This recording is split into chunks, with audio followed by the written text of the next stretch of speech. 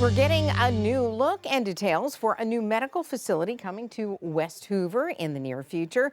The South Haven Surgical Plaza is planned to be a surgical hub for Jefferson County. ABC 3340's Austin Brett spoke with the owner and developer behind the facility, who says it's exactly what Hoover needs.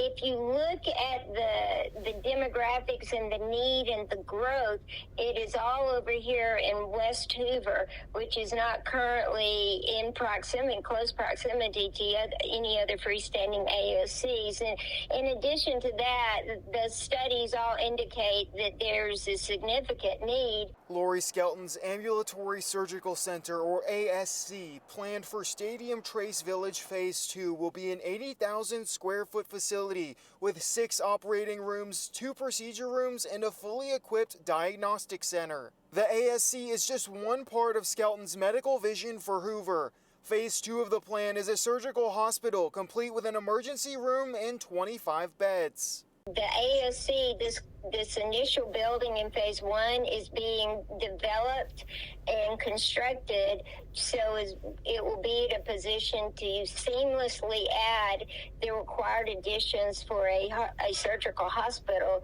to the surgery center without interfering with ongoing operations and patient care. Skelton says her ASC will not be impacted by the city of Hoover's similar AFC facility in River Chase, since the population in West Hoover, where her facility is located, is a greater distance from River Chase and other similar facilities.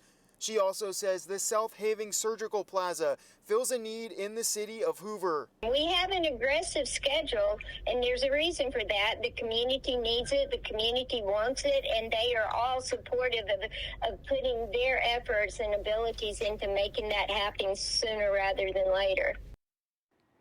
Construction is expected to start by the end of this year, and the facility is expected to be open in 2027.